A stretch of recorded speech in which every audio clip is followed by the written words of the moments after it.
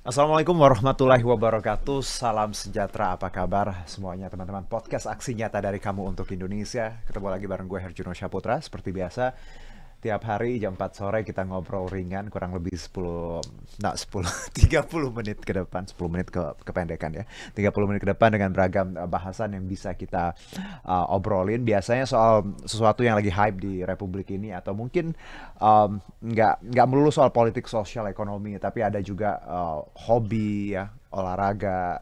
Kemarin kita bahas e-sport, kita bahas yoga juga, kita bahas pound fit ya, and then musik juga pernah kita bahas. Jadi something yang memang anak muda harus punya banyak perspektif ya dalam hidup, bahwa kita harus punya banyak pilihan biar tahu what to do, karena anak muda energinya luar biasa, terus juga kreativitasnya tinggi. Jadi kalau makin tahu, makin banyak referensi, pasti akan makin punya karya dan passion yang unbeatable, you know.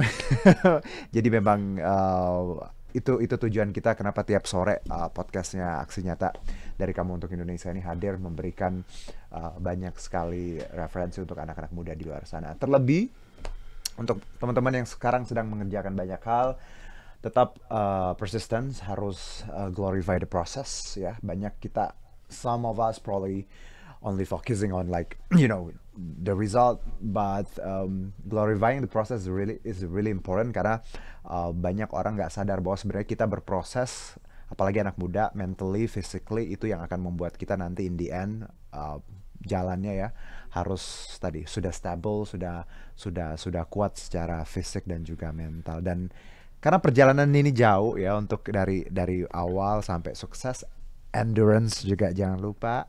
Jadi make sure you know you have the fire within you. Jadi memang itu yang harus tetap dijaga. Karena ada kalanya kita mau nyerah, tapi remember, I told you many times bahwa endurance harus tetap dijaga.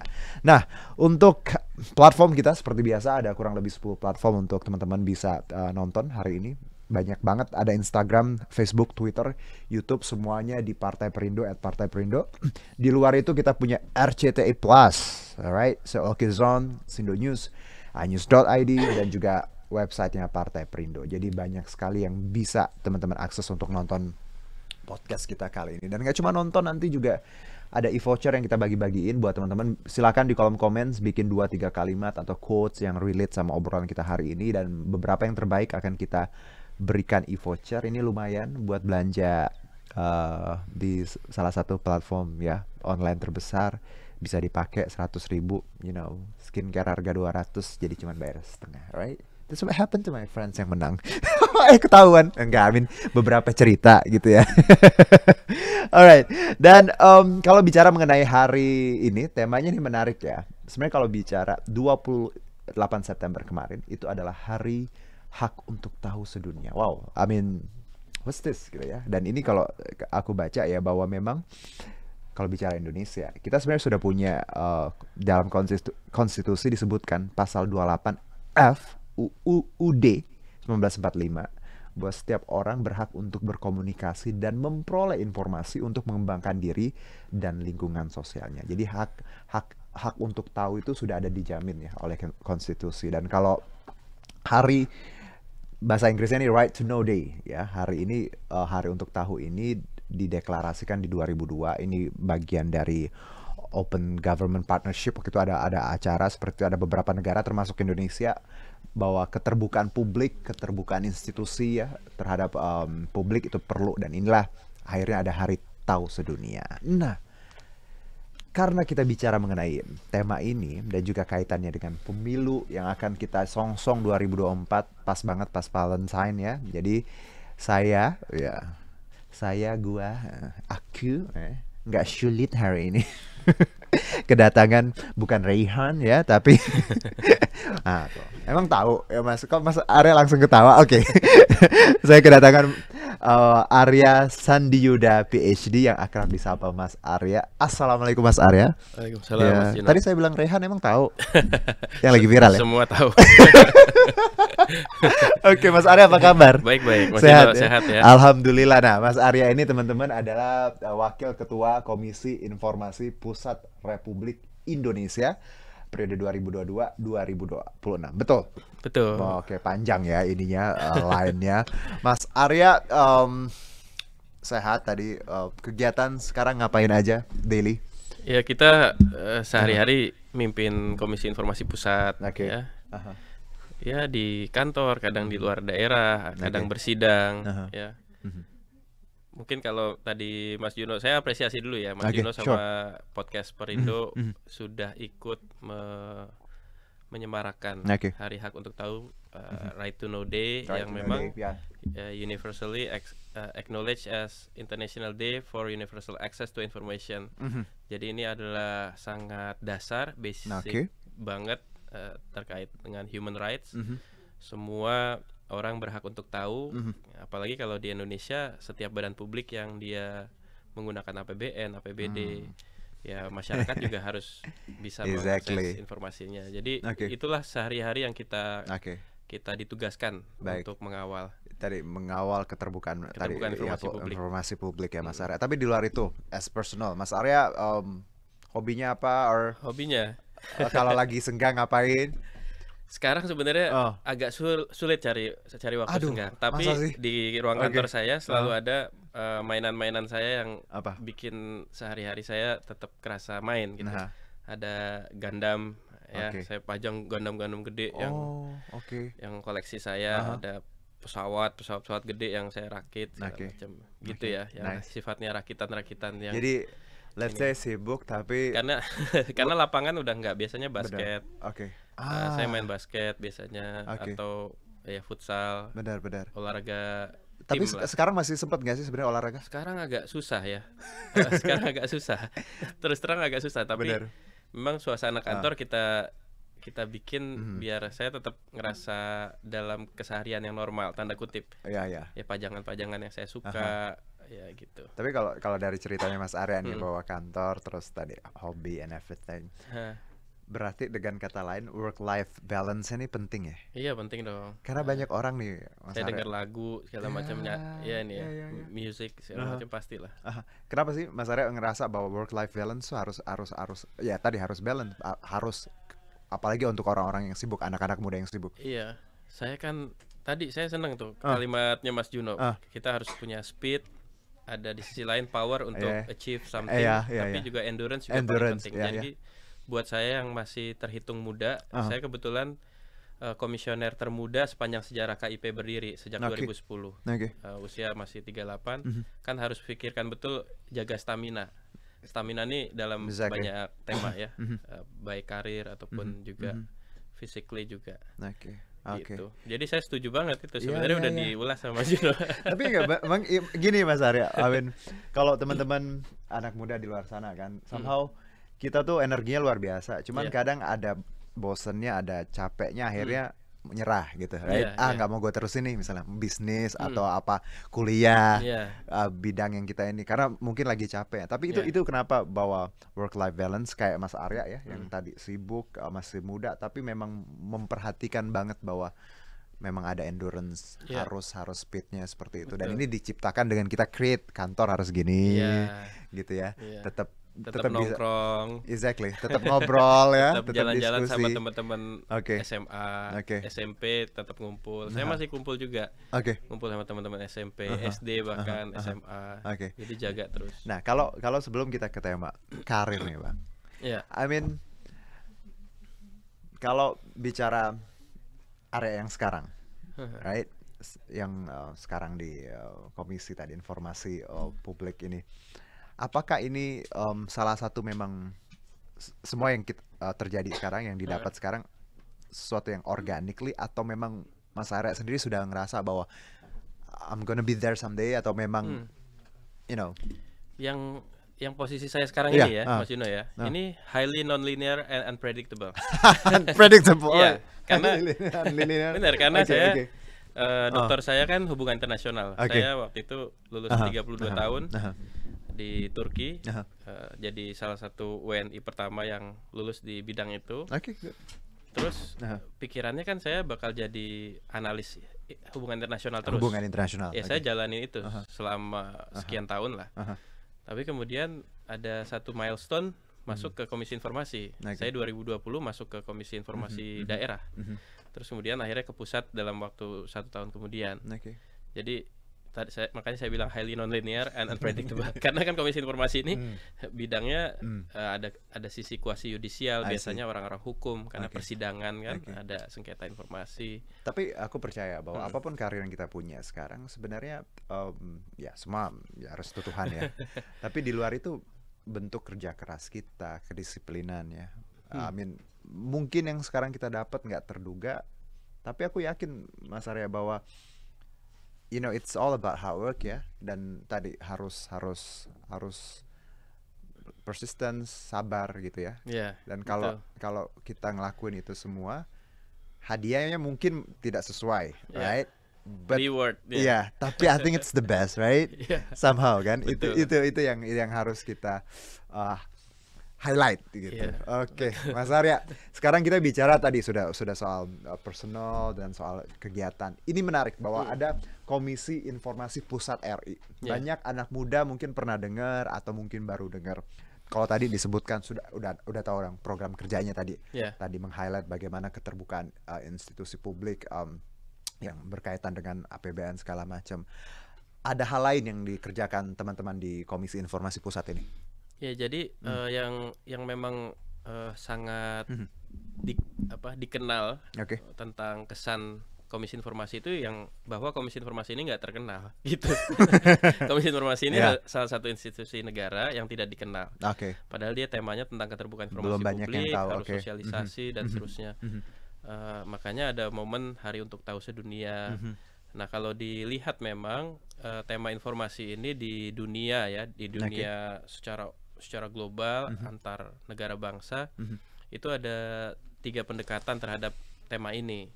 Ada yang misalnya pendekatannya cenderung pada yang sifatnya transparent and crucial focus approach. Pendekatan yang menganggap informasi publik itu memang harus seluas-luasnya dibuka secara transparan dan dianggap krusial untuk diberikan. Harus diberikan. Yang berat ke sini biasanya negara-negara yang demokratik murni, seperti misalnya Amerika Serikat, Kanada, banyak negara Eropa Barat seperti itu. Saya kira heavy-nya di situ. Nah, kemudian ada negara-negara yang dia ada kombinasi dengan pola monarki sejarahnya, misalnya yang lagi rame terakhir kan UK misalnya, dia kan salah satu model monarki konstitusional misalnya, monarki demokratik. Dia punya pendekatan cautious focus approach. Dia buka informasi tapi penekanan bahwa harus hati-hati loh memberikan. Itu sangat rinci. Jadi detailing dalam hal protokol rahasia negara, informasi negara. Sama ini berarti terjadi waktu ketika Queen Elizabeth meninggal juga kan, itu sangat by pattern yang nggak bisa langsung. Even sebenarnya banyak orang udah menduga karena sudah kelihatan misalnya berkumpul, terus juga beberapa was that TV di sana sudah bannernya udah hitam backgroundnya. Jadi sebenarnya ini contoh ya. Monarki yang tadi. Bahwa negara-negara monarki mendekati tema keterbukaan informasi publik itu dengan pendekatan yang agak hati-hati. And then? Nah, yang ketiga itu pola-pola yang sebenarnya biasanya ada di negara-negara jasa, negara-negara singgah, banyak pertimbangan bisnis, komersil. Itu biasanya prompt and chip disclosure focus approach. Jadi pendekatannya dia menekankan bahwa dalam pelayanannya harus murah, cepat, mudah gitu. Nah, itu di negara-negara seperti Australia atau apa ya, negara-negara singgah. Nah, Indonesia itu memang ciri khasnya Indonesia itu kan dia selalu kombinasi seperti khasnya. Di nomor 3 ya kita. Tiga-tiganya dia kombinasi kan, ciri khasnya Indonesia selalu gitu. Ideologinya juga, ideologi negaranya kan kombinasi religiusitas, kemanusiaan, persatuan, kan selalu kombinasi banyak ide-ide bangsa. Nah, memang Indonesia itu kenapa unik dalam hal ini, dia kombinasi ketiganya. Dia hampir heavy-nya dia taruh dengan proporsi yang seimbang. Nah, maksud saya mengenalkan ini, Indonesia tuh sebenarnya cukup kuat loh. Jadi tadi Mas Juno di awal saya salut sekali sudah mengutip satu dasar di konstitusi kita. Itu sejak kelahiran 28F UU sudah ada gitu. Sebelum kemudian di gelombang reformasi, akhirnya ada desakan masyarakat untuk bikin Undang-Undang Nomor 14 tahun 2008. Jadi kita tuh ada dua basis kuat, konstitusi ada, undang-undang tersendiri, regulasi khusus ada. Jadi Indonesia sebenarnya cukup kuat dalam hal dasar hukum untuk memastikan warganya mengakses informasi. Artinya warga itu bisa dia pegiat sosial, aktivis, periset, peneliti, dia masyarakat biasa, atau bahkan badan publik pun membutuhkan ini untuk menambah kepercayaan. Kan misalnya ada beberapa lembaga riset sering menyajikan tingkat kepercayaan publik. Ide keterbukaan informasi publik sebenarnya semakin dibuka semakin percaya masyarakat. Jadi semakin dibuka, semakin tahu masyarakat tentang performa mereka dan apa informasi yang bisa dimanfaatkan masyarakat. Jadi sebenarnya itu sih sebenarnya challenge dari Komisi Informasi baik pusat maupun daerah, sebenarnya menerapkan itu. Jadi actual implementation of the law itself itu yang paling penting. Nah, kalau kaitannya dengan badan publik sendiri, Mas Ari, apakah sudah badan publik di tanah air sudah oke in terms of kayak performance mereka dan memberikan akses untuk publik tahu ya, khususnya yang tadi yang menggunakan APBN, atau memang banyak juga yang masih nakal gitu? Kita kalau mengukur itu kita punya 3 instrumen paling tidak. Paling tidak. Instrumen pertama itu di sengketa informasi. Sengketa itu gampangnya kalau ada pemohon tidak diberikan tuh jadi sengketa. Ketika ada badan publik diminta informasi tidak diberikan atau tidak terpuaskan, dimintanya A dikasihnya B gitu. Nah, kita bisa lihat itu dari persidangan. Kita nih Komisi Informasi ini kuasi yudisial. Dia ada persidangannya juga.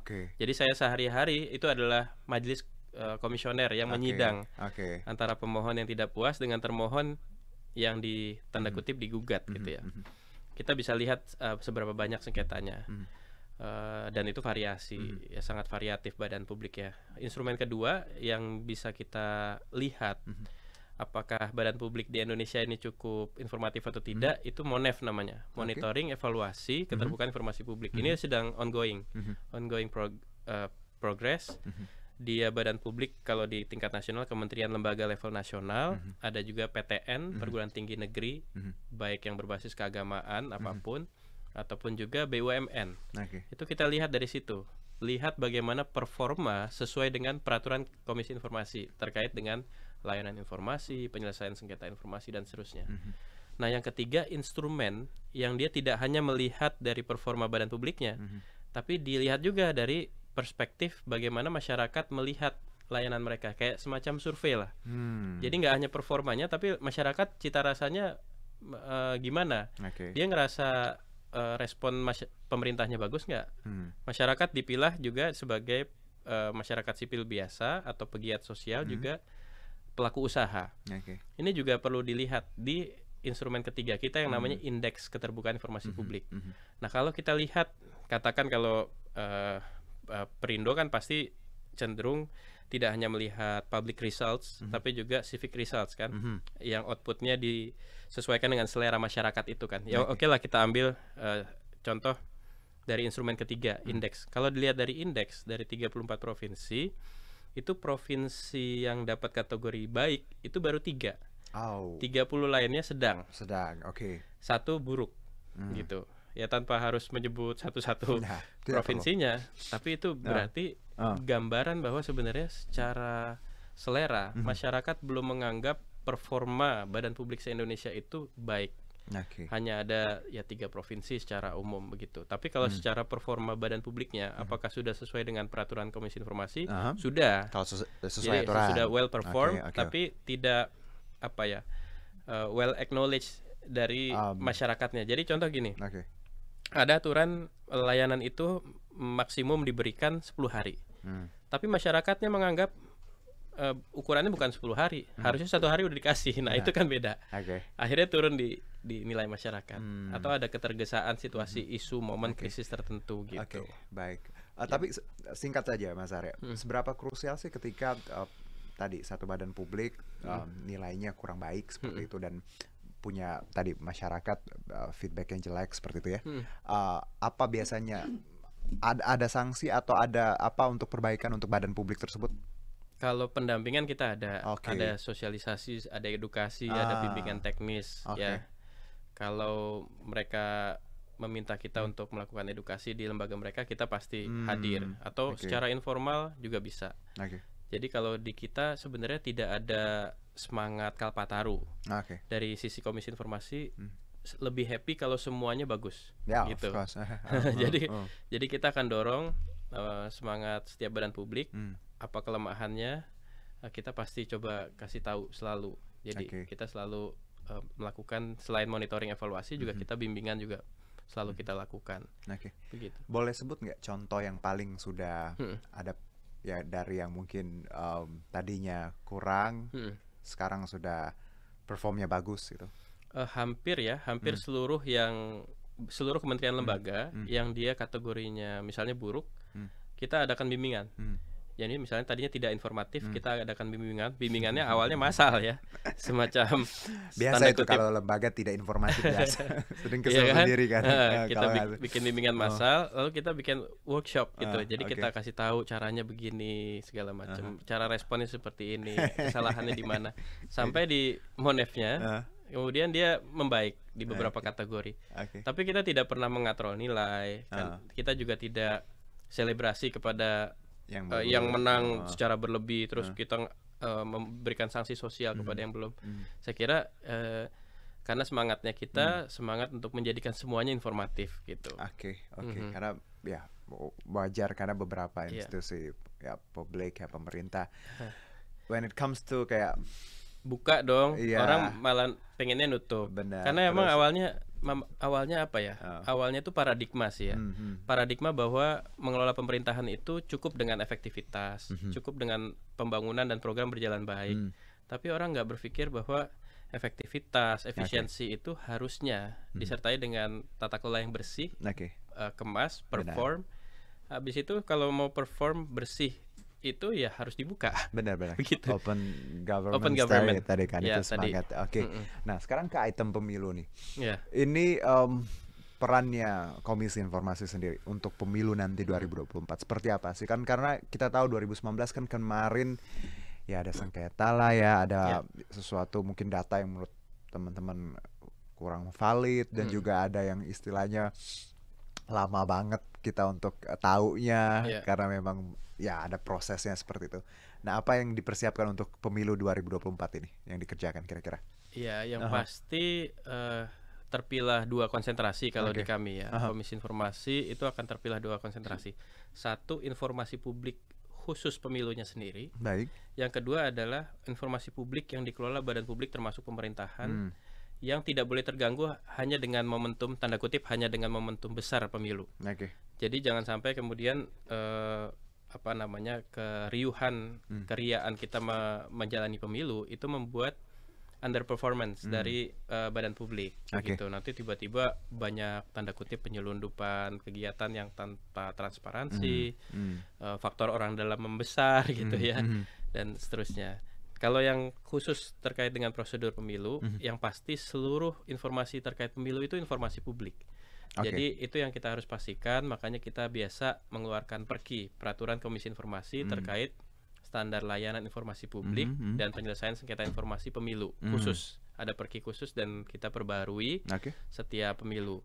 Itu mulai dari cara mengakses informasi pemilu, kita bikin detail, terus kemudian kalau ada gugatan seperti apa, itu untuk menghindari misalnya ada berseliweran data antara yang berasal dari referensi badan publik dengan yang di masyarakat. Orang biasanya akan mencari ke badan publik. Nah, pada saat itu kita punya standar harus diberikan seperti apa dan seterusnya. Dengan kata ini juga mencegah hoax tadi ya? Mencegah hoax.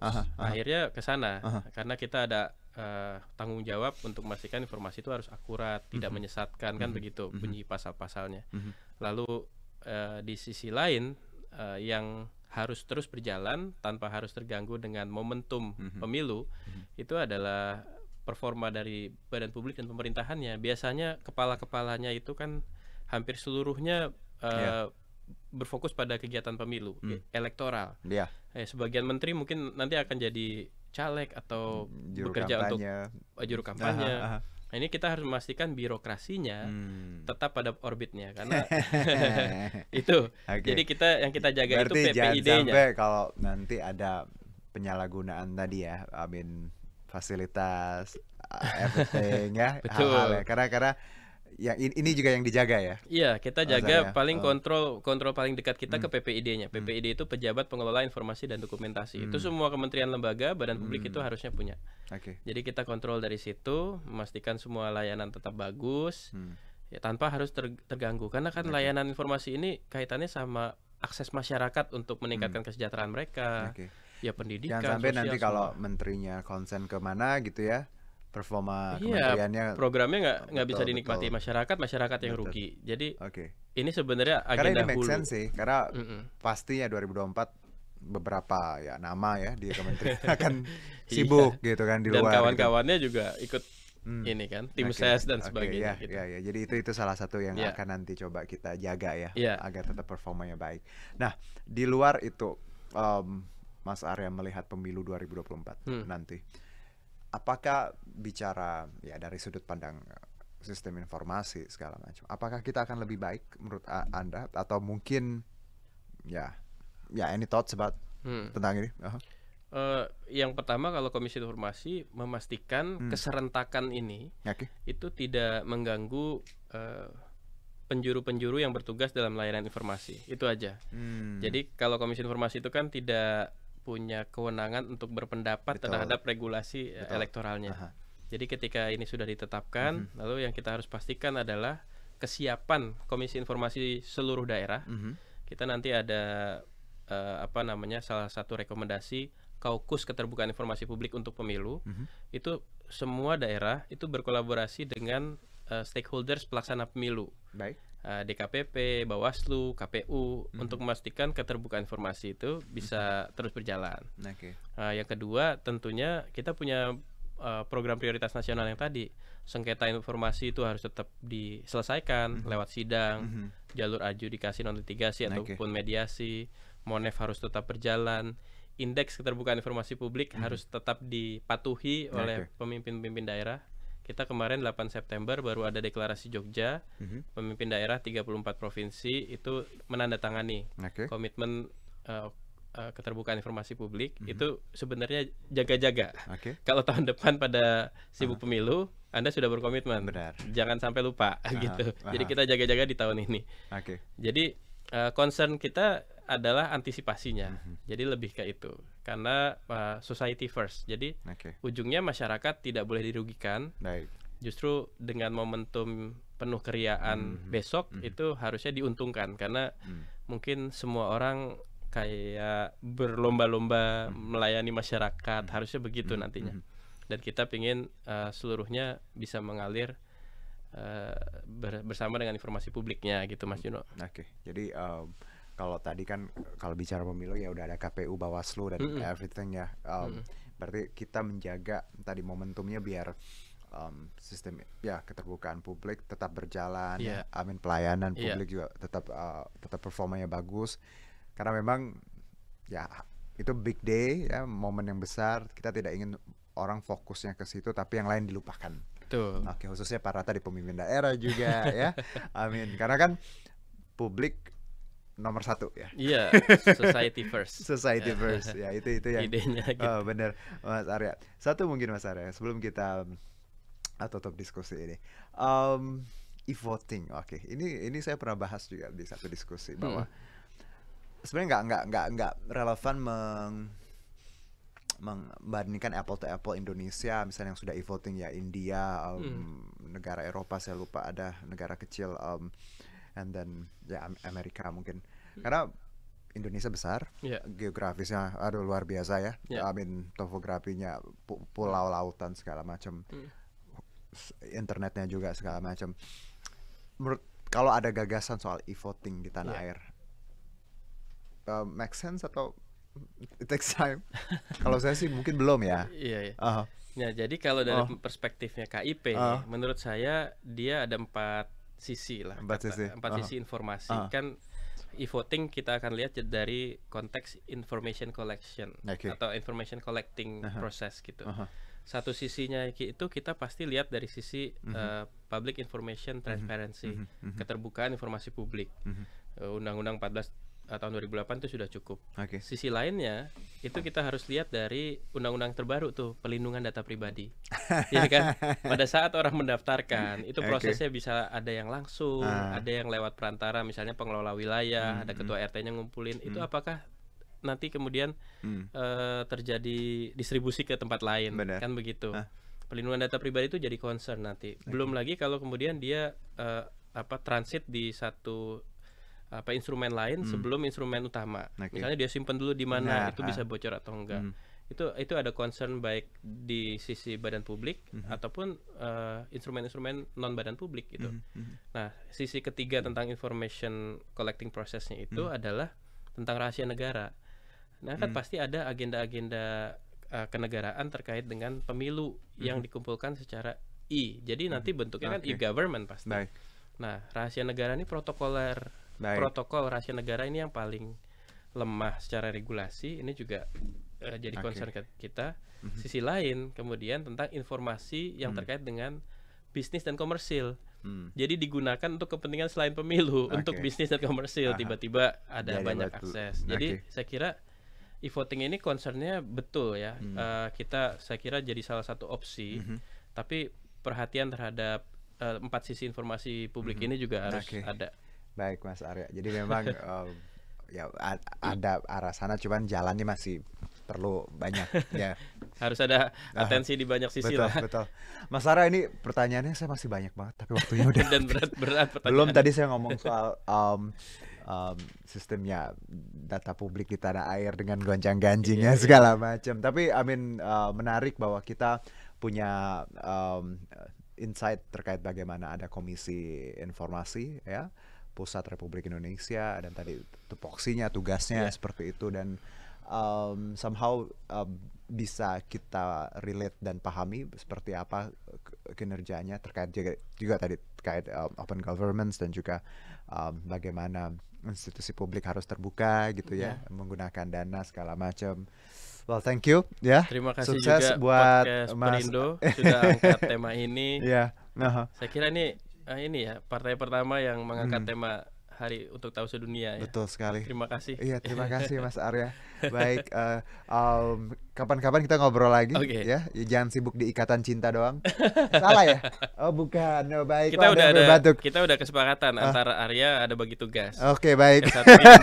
Satu sibuk sinetron. Tadi saya selagi ngobrol, Mas Arya ingat film apa? Oh iya, That One yang di RCTI.